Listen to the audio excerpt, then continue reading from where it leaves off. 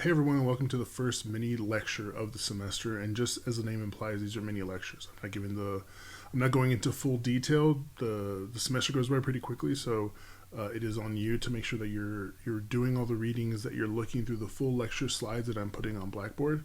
But for these videos, I want to make them more manageable, more bite-sized, so that way you're not sitting in front of your computer having to watch me for 30 minutes. So I try to keep these at the closer to like the 5 to 7 minute range, just to again make it more manageable. So let's go ahead and get started in chapter 1 and chapter 2, where it really is just kind of laying the foundation for what we're going to be talking about the rest of the semester, which is the social change model of leadership. The first chapter is mostly just talking about the different transitions and transformation in the field of leadership, and then chapter 2 provides that overview of the model.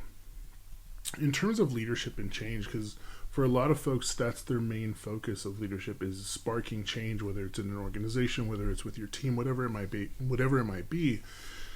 And this model takes a little bit of a different approach. It includes a lot of the different theories and approaches to leadership in this really what I think is for lack of a better word, I think it's a very comprehensive model in terms of what leadership, both in your organization and in your community, what that can look like. So for the model, the social change model of leadership, it's all about positive social change, right? It is not just about the success, whether it's financial or whatever, of your organization. It is based on this idea that you can be successful, however your organization wants to define that, but you can also provide good, positive change in the community that you serve. Because for a lot of folks, they feel like these are mutually exclusive, that you can only do one or the other.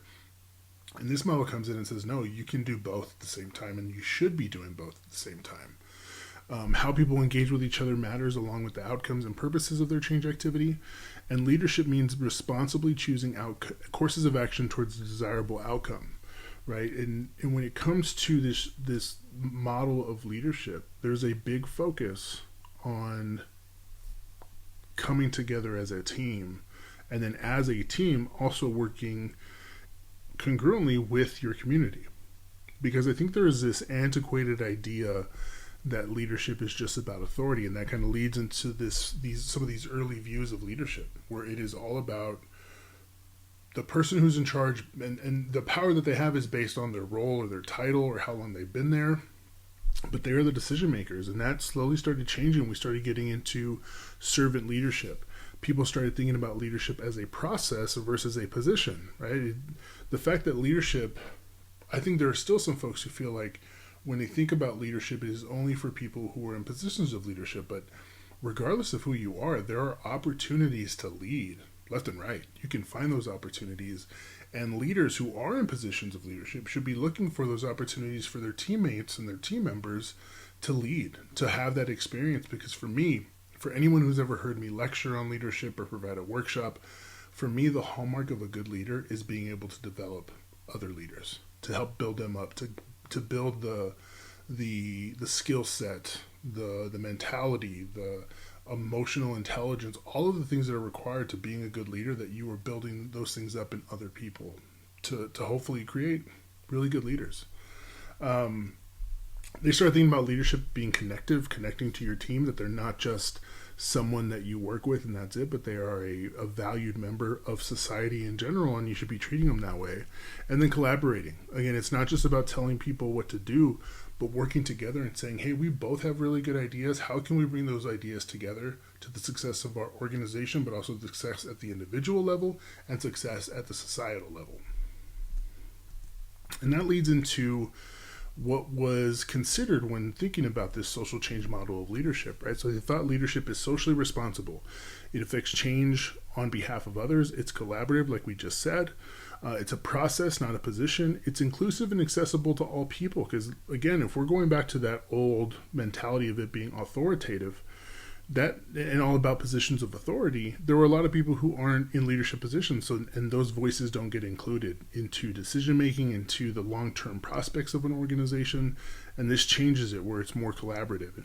It's values based, right? We're going to get into that when we start getting into the different parts of the model, but it's very much about making sure that your individual values are aligned with the goals of the organization, and in turn, the goals of the organization are aligned with the social values of the community that you serve. Which leads into that last part, right? Community involvement and service as a vehicle for leadership. So, who came up with this social model of leadership? It was the Higher Education Research Institute, housed out of UCLA.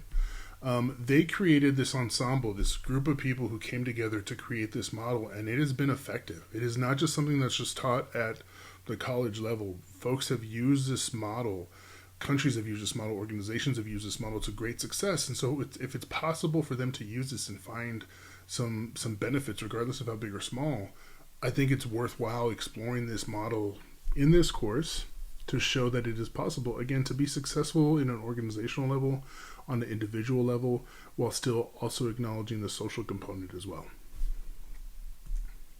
Then we have the model itself. It probably looks a little bit different here in terms of like the fonts and the colors and everything, but this is what we're looking at. Again, values are a big part of that. You have to know your individual values, and you think about the individual part of the model. We have the consciousness of self, congruence, and the commitment.